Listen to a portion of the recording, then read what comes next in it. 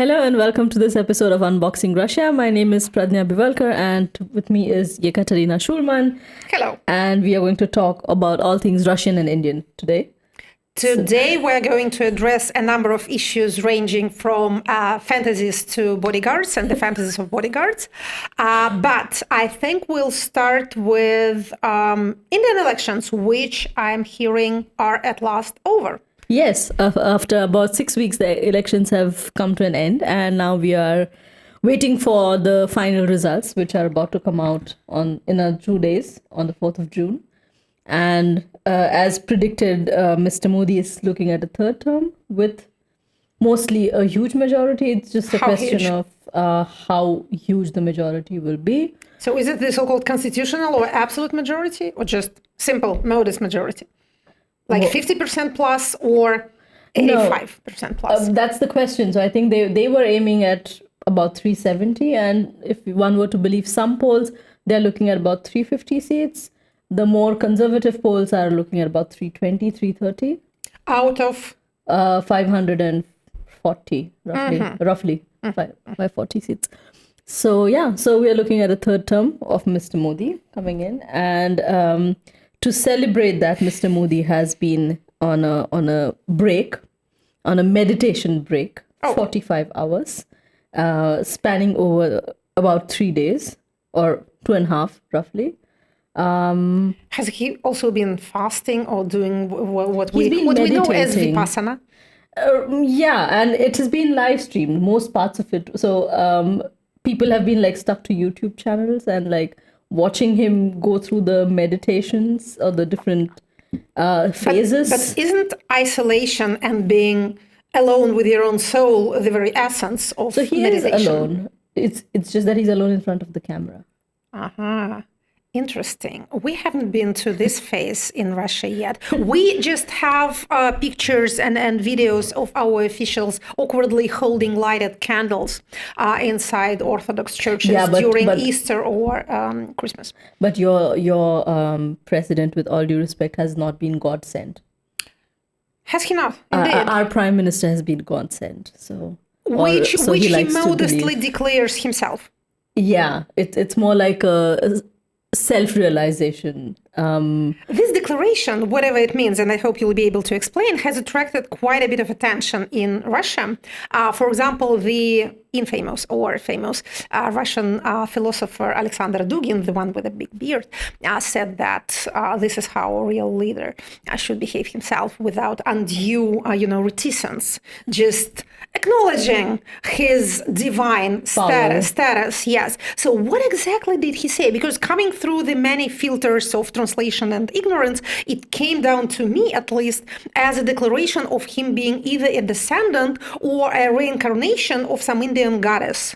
So it's more of a self-realization, and to dumb it down or to break it into very basic stuff, he just meant to say that after a lot of self-reflection, he's realized that his birth was probably something which was more through divine intervention, because throughout his life, he has been like a person who sees himself dedicated to the nation. So his birth was more, had more divine repercussions than a human element to it. And he said, denying his biological parents? So he was close to his mother, and his mother passed away a few years ago. And as a part of the quote, he says that after his mother passed away, when he started looking back at his life and the whole set of experiences that he's gone through, he has come to the realization that it is more of a, to quote him, "I'm convinced that God has sent me here." What God exactly? Is it just some divine power, or is it some specific member of the Indian pantheon? I think the Indian pantheon kind of stretches about 1 million gods. So that's rich. Yeah, we are very different from you guys. We don't have one God, one book.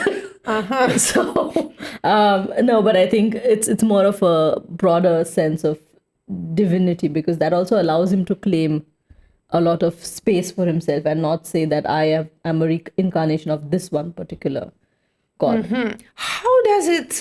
What does it look like? What does it sound like from the internal Indian point of view, is it something typical for Indian political culture, or is it wild and weird?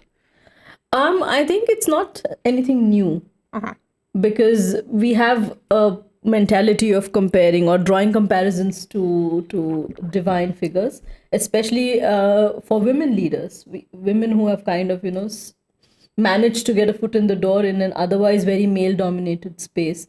They were looked upon as Kali, which is, she's this very ferocious goddess. Yes, she's kind of scary figure. Yeah, but I think because as a woman, you need to have that ferocity to be in that space full of men. So I think it's not anything new. What is quite fascinating for me is that even before Mr. Modi projected himself in this image, a lot of people had already put him on that pedestal, because they were seeing him as someone who's been kind of sent to fight for the Hindu nation, like the savior of the Hindus, in a sense. So I think he was ascribed this role before he claimed that role for himself, if it makes sense. So not only, according to you, is it not new within the framework of Indian political culture, it is also not a surprise for him personally, because there's been this conversation before and now he's just owning it. Yeah,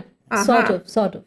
I would say that. Yeah, and I think it's quite fascinating, because this whole construction of an image and then drawing parallels to historical figures or mythological figures, which we'll also address it in a bit on the Russian context, is something which kind of revokes a very specific sentiment in the voter, which is that of an identity, something that has been buried deep in the past and something that evokes nostalgia, something that makes you feel connected to this otherwise huge cacophony of, things that are happening all around you, which make you feel very overwhelmed. And then there is this one person who is telling you stories, or who's impersonating stories that you've been hearing from your childhood, stories that teach you morals, stories that teach you values. And then suddenly it's like, voila, if not him, then who else? Well, generally speaking, when a political figure claims to be divinely inspired, it is supposed to be kind of dangerous, because what kind of checks and balances and what kind of accountability can you put on somebody who is God-driven and God-inspired? That's why in a European political culture or global North political culture, these tropes are looked askance at. Although, of course, the use of mythological figures is typical in I think, almost any culture. In Russia, our specific form of authoritarianism has been rather shy of a personalist cult. This may be because after Stalin, who was the impersonation of a cult of personality, excuse the phrase, succeeding elites were wary of this kind of thing because it was associated with too much danger of massive purges. If you have this Comrade Stalin divine kind of figure who is at the same time extremely modest and married to the nation and has no personal interest but the interests of the country in general, and at the same time he is impersonification in the communist case, in the case of communist ideology, of the force of history. That's why he is both unaccountable and unstoppable. So after Stalin, there has been no repetition of the cult of personality on the same level. Although Soviet leaders enjoyed their bit of lip service, all right. But again, this direct cultist thing has not been repeated. In case of our current president, there has been this half-acknowledged, half-concealed association with an ancient Russian historical figure, Vladimir the Baptist, Vladimir the saintly prince, the one who baptized Russia, who made it Christian. And the monument recently erected to this Prince Vladimir and placed on a strategic point in the very center of Moscow, opposite to the Kremlin, is supposed to be kind of a monument to Vladimir, the president. But again, this is not directly acknowledged. For example, in Kazakhstan, a neighboring country, and also a personalist autocracy until quite recently, and maybe even now, the first president, Nazarbayev, has been much more openly glorified. Like he had a city named, the capital renamed after him. He had a university named after him. He had statues erected in his honor. We have none of this. There is no Putin's university in Russia.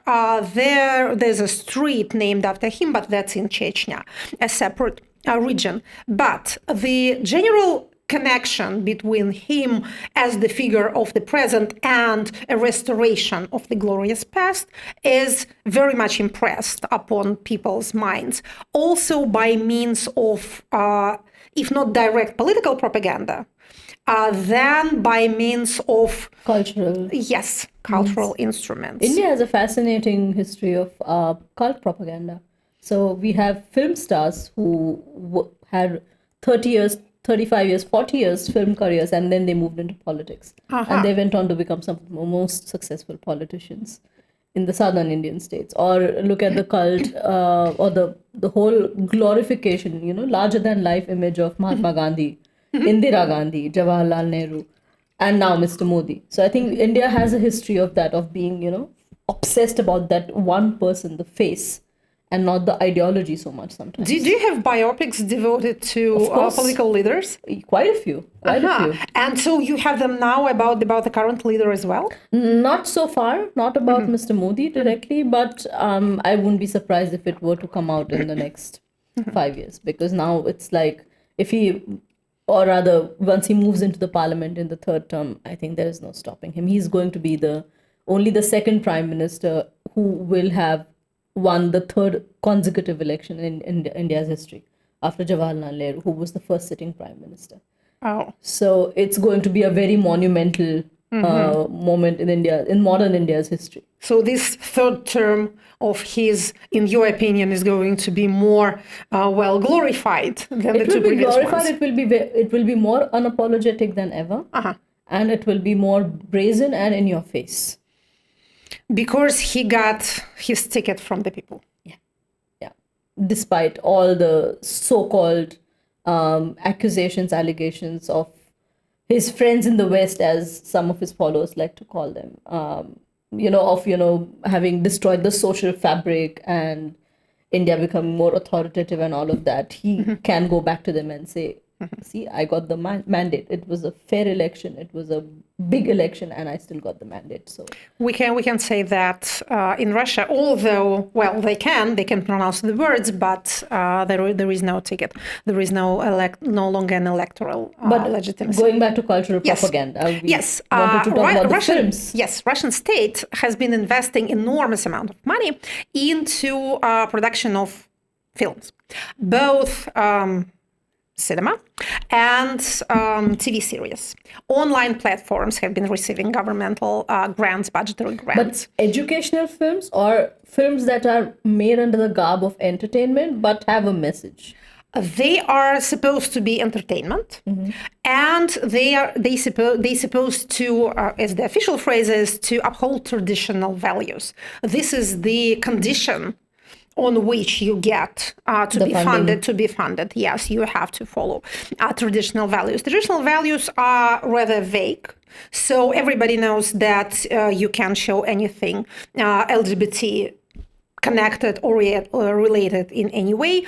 You have to glorify traditional family with children, and you will do good to have as your positive figures a policeman or FSB officers, or civic servants don't get their share of glorification that much. And not so much a common worker?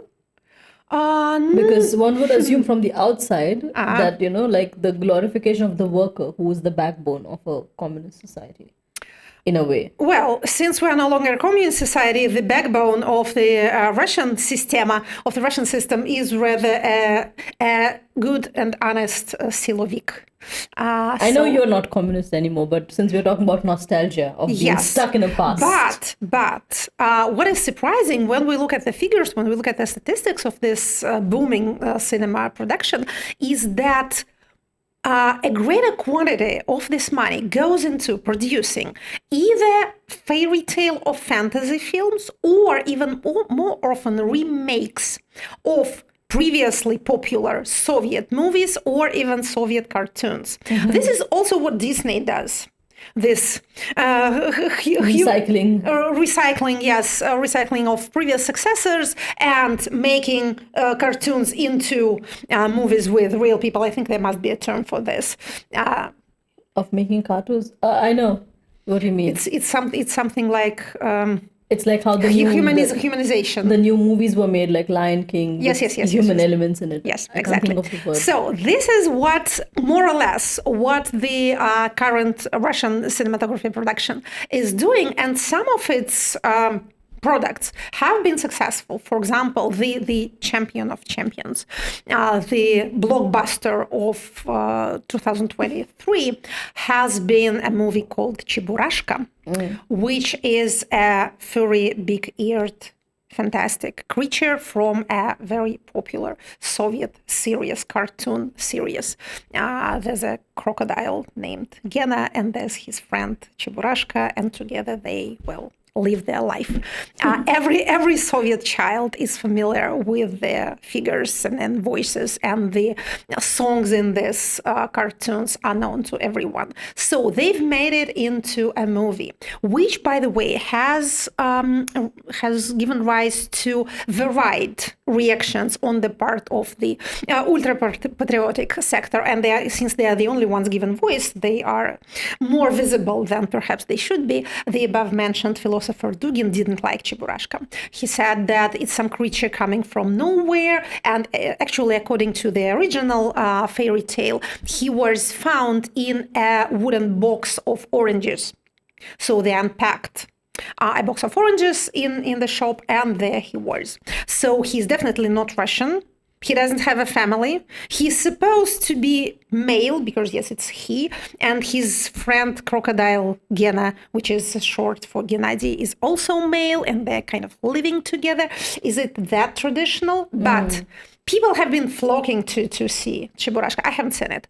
It's supposed to be a touching and heartwarming thing, which is exactly what the audience wants at the time of war. And what kind of message, like I'm trying to think about the macro level of all of this, So you have this film, which has a high entertainment value.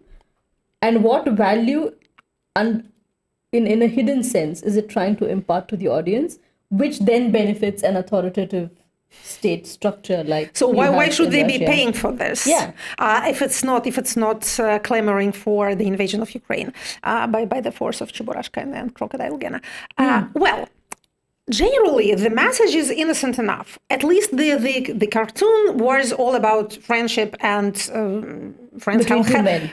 Between two men. Then they gather a larger circle of friends, and they build a house, what we would call a public space, called the House of Friendship. Because the thing was that this crocodile, he was lonely. He had a job being a crocodile in a zoo, which kind of made him more lonely still. And this Cheburashka was nobody knows whom.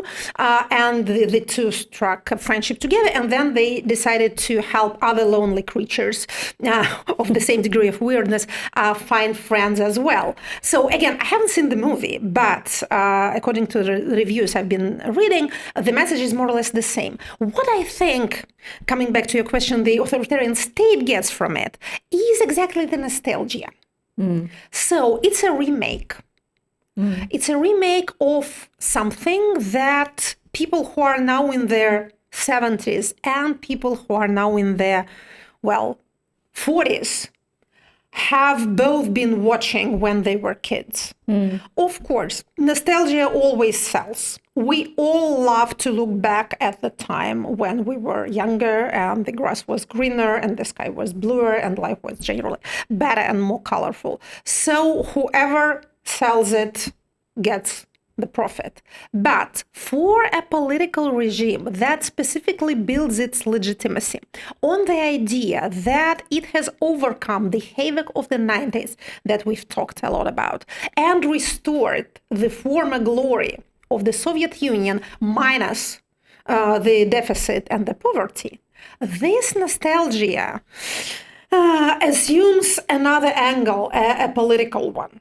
There's another case of a cinema success that has this dubious sort of political message or political shadow, and that is another attempt to make a movie of one of the highest esteemed cult novels in Russian literature, Master and Margarita, the novel by Mikhail Bulgakov. It was written in the late 30s of the last century and never published during the author's lifetime. It is the text that is known by heart to many educated Russians, just by heart, at least big chunks of it. Phrases from it are known to every educated person. It is basically a story about Moscow in the early 30s that is visited by a devil and his crew.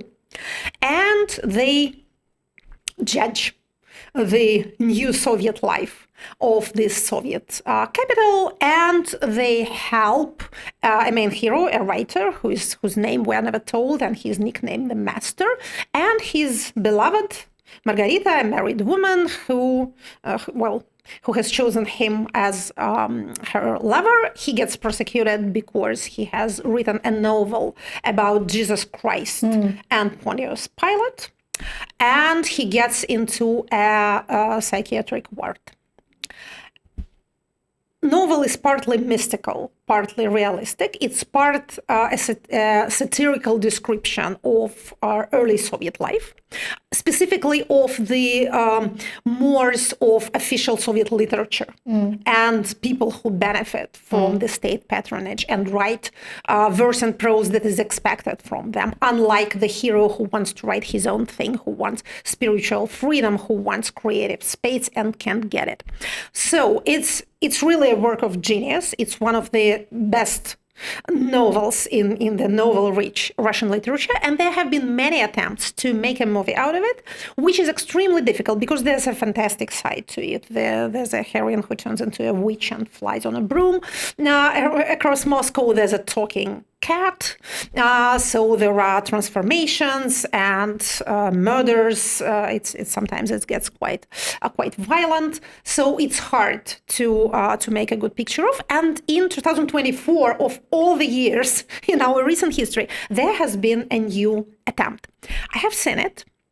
It is now as difficult to watch new Russian movies outside of Russia as it is to watch Barbie inside Russian Federation. But I've managed to watch it. I'm not much of a cinema fan myself. I don't have the necessary culture for this. I haven't just watched enough movies, but I can see that it is it's a highly evolved work. It is based not even so much on the final text as on the previous versions of it, which are also known and have been recently published. So it ends with the Moscow being burned down. Unlike in the final text, but in the previous versions of the text, before the author, maybe thinking that he may have a chance of publication, which he never had, started kind of toning down the text. So in the previous versions, in the draft versions, the Satan, the devil, called Volant, the name borrowed from Faust by Goethe, he decides to burn the city down. Moscow has been burned down before. Like Rome, so it's not something very new. And in the movie, we have this breathtaking picture of the group of heroes standing on a tall building and looking down on a burning city. So the movie has been a hit, and it ends there. Yes, it ends there. As they look upon the burning city. This is not exactly the last picture that we are seeing, but it is kind of the end of the story. The story moves on different levels. There's sort of realistic level in which both heroes die. And the heroine commits suicide by poisoning herself when she discovers that her lover has died in this medical, half prison, half medical institution. And there's the fantastic level. By the way, when the author was drafting his text, he was always moving the date when all this is happening. And one of the last dates that he cited was 1942. And he died in 1940. So he didn't live to see the beginning of the war. So it can all be read into a question, when you live in a totalitarian hell, would you welcome the army of Satan to burn down your country.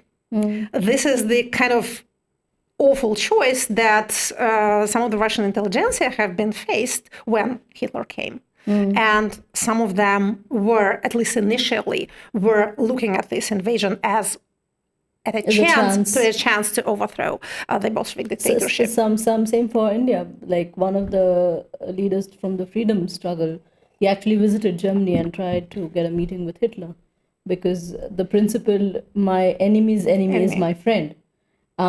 So since we were not very friendly with the Brits, and the Brits weren't very friendly with the Germans, might as well give it a shot at being friends with the Germans. But that was realpolitik. No, because the Germans were not invading your country directly. No, but the English were. Yes.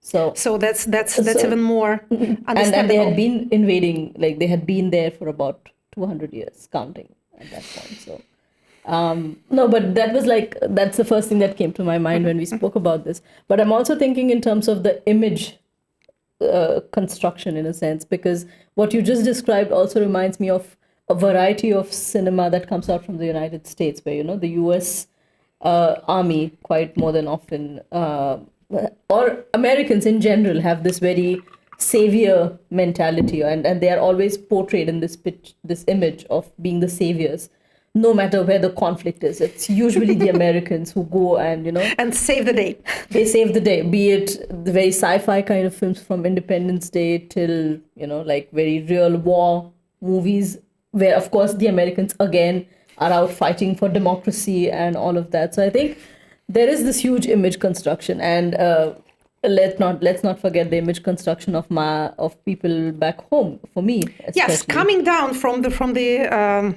lofty levels of fantasy and cinema, and this particular movie that I've been describing to you in somewhat chaotic detail has also given rise to quite a scandal, because the ultra-patriotic community were wondering why should the state be paying for this dissident's favorite, because this the cult following of this novel during Soviet and post-Soviet times was, of course, largely due to the quality of the text, but also to the fact that it was a suppressed one. Exactly. That it was an anti-Soviet one. So yes, you see the state spends, in case of Russia, the state spends a lot of money on image constructing, but what exactly is being constructed and what is the effect remains to be seen.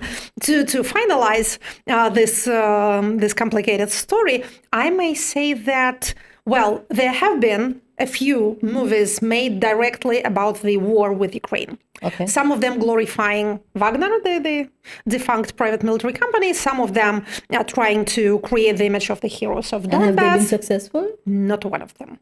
They've never been worth their salt, not yet. Okay. Well, given the degree of control of state over the public sphere in Russia, I wouldn't be surprised if some people of talent would sell themselves to the devil and try to make something watchable, but it hasn't happened yet.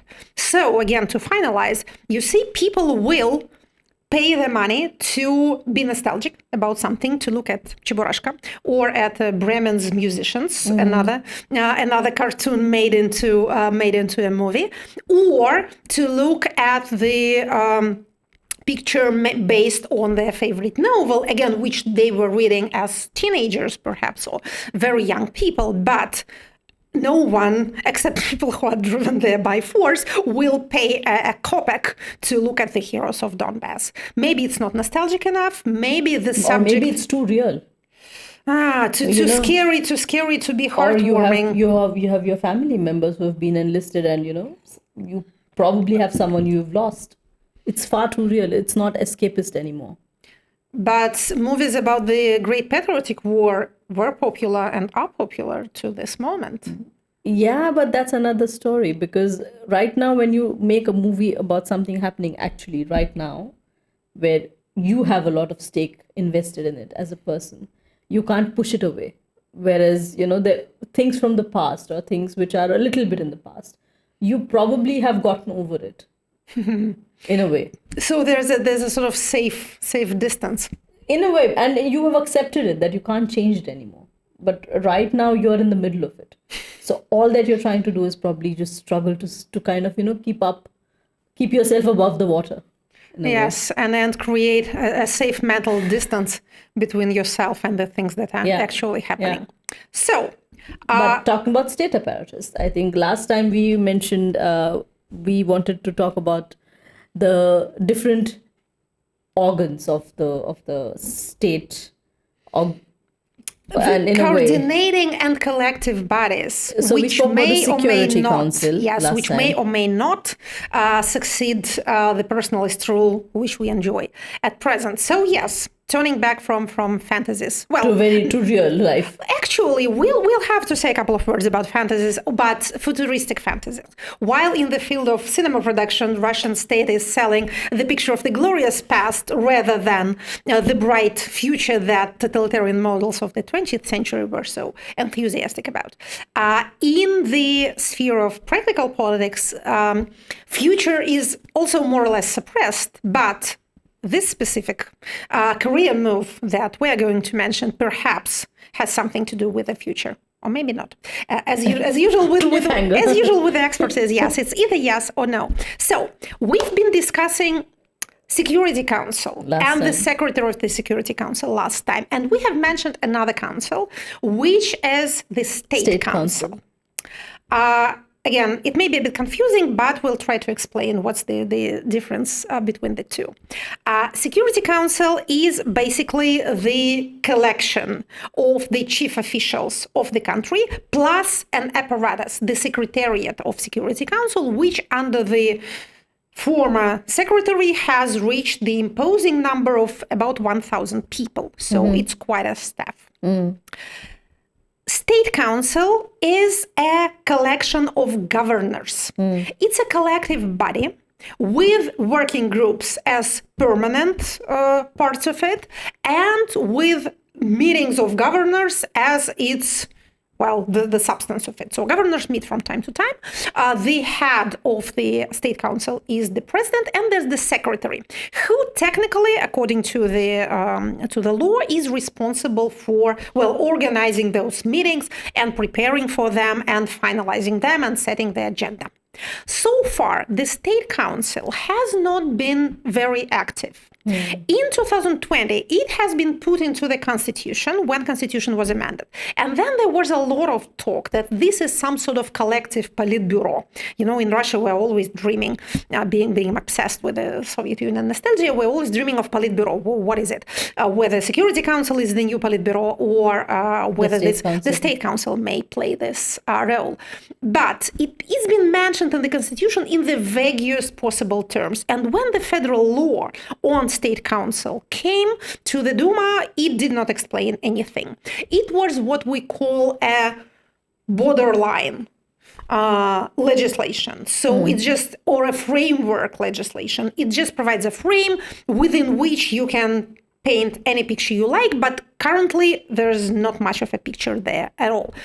During the pandemic, this State Council and its working groups played a kind of role in sharing the best practices of dealing with the pandemic. Mainly, these best practices originated in the Moscow city, and other regions copied it as best they could, according to the resources that they possessed, because Moscow is, of course, the richest. But the standard, the golden standard, was set by Moscow. And the specific working group dealing with it was headed by the mayor of Moscow, by Sergei Sobyanin. So the previous secretary of State Council was one Levitin. This person has previously been the Minister of Transportation, and he's been at this secretarial job for some years now, not being public in any sense, not making any public appearances, and not achieving that much for himself. He had a position of an aide, an assistant to the president. So what happens now? The former presidential bodyguard, also former, although for a very short time, deputy minister of defense, and for the last 8 years, governor of my native Tula region, Alexei Dumin, gets transferred to Moscow, appointed and presidential assistant. We've been talking about a difference between assistants and counselors, so he's an assistant. And in a week's time after that, he gets appointed the secretary of the State Council. Alexei Dumin is supposed to be something of a presidential favorite. I just mentioned that we don't have a personality cult in Russia. We also don't have public family of the president. It is known that he has 2 daughters. It is supposed that he has 3. He may have other children, but we're not shown them. But these 2 legal daughters of his, they have some sort of public position. They make public appearances from time to time, but they don't have official posts. And these bodyguards are supposed to be something like his adopted political sons, especially this guy Dumin. There's a legend about him, quite a couple of legends, speaking of image construction. He's supposed to have saved the president from the bear during a hunt. Of course, we don't know if it's true or not, and it sounds a bit fairy tale-ish to me. You know, Russia, the Tsar, the bear, the forest, and the faithful servant. It's a little bit like Trusty John fairy tale trope. The second legend says that he's been instrumental, Alexei Dumin, not the bear, been instrumental in saving another and less lucky president, the former president of Ukraine, Viktor Yanukovych, from, again, as the legend has it, being killed or torn to pieces by the revolutionary masses in Kiev in 2014. So Dumin has been the head of a special operation for getting him out of Ukraine and bringing him to the safety of Rostov-upon-Don, where he is rusticating to the present moment. So he's supposed to be, again, a trusted servant, a trusted aide. For 8 years, he's been a governor of an oblast, a region which is not big and not very rich, but it is close to Moscow. It is highly industrialized, and the industry there is mostly military. So it's an important position. As a Tula person myself, I must say a couple of good words for Alexei Gennadievich. He may not be a very bright person himself. He's of a beautifully commanding presence. He has this kind of looks that look excellent on a military parade. He's been photographed carrying a flag, and that's about the best thing. That's about the thing he's best at. And those are the good words about him? Well, mostly. Not all. I'll add a couple of more. He's not much of a talker. Although he tried himself as a public figure, because as a governor he had to. Initially it was something of a disaster, but then he got a knack of it, at least of reading the speeches written for him, and made a credible appearance, so he did not disgrace himself. And when he was the governor of Tula, a lot of federal budget money was coming through him to the region because he was known to be a presidential favorite. And it was a good and an advantaged thing for you, as, for example, the head of a state corporation, to invest into Tula. And my native Tula, which used to be such a downtrodden, dirty place when I grew up, possibly, well, absolutely prospered. There were renovations and gentrifications, and the Kremlin was renovated, and our city park became beautiful, and they erected a new embankment where we never knew we had an embankment. We have a river in the city, but it's not much of a river. And when this embankment was opened, I was surprised, although I was born there and then spent the last 20 years of my life there. But still, I didn't know that we could have an embankment to walk on. So he was regretted when he left for Moscow. The question is whether he is being groomed for a successor job, as many hotheads, even among the expertising crowd, there are some hotheads, have been fast to assume. Well, the position itself doesn't give you much of a administrative leverage. We'll see how he manages this apparatus game. Because in Security Council, at least you have a big staff. The State Council is managed by a department in the presidential administration. So a secretary doesn't have direct command even over them. He has to coordinate with the deputy head of presidential administration. We'll see whether he will be able to enlarge, navigate the space. Yes, to enlarge some, to create, some apparatus for himself. And we'll have to see how public he'll be. Because his predecessor and predecessors, because the State Council existed before it was put into the Constitution, his predecessors, the secretaries, didn't make much of a career out of it. But one last thing I must say in favor of the idea that he's going to be a successor. You know, there's a sacred rule in Russian leadership which has never been broken. The succession goes bald hairsuit, bald hairsuit. And President Yeltsin had hair. And the current president doesn't. So whoever succeeds him Must have hair. yes. And Alexei Dumin, Has hair. at least by now, he's 51. He has hair. On this highly expert note, we'll conclude this important conversation, which I hope you have On enjoyed image construction. as much on image construction and hair and furry creatures with ears. You see, international politics and Russian and Indian politics are peculiar. They consist very of many visual. details and they're highly visual. So, Thank you so much. thank you so much for watching. And again, I hope you enjoyed it half as much listening to it as we have enjoyed it when Talking about yes. it. And hope to see you in 2 weeks' time. Thank you. Thank you.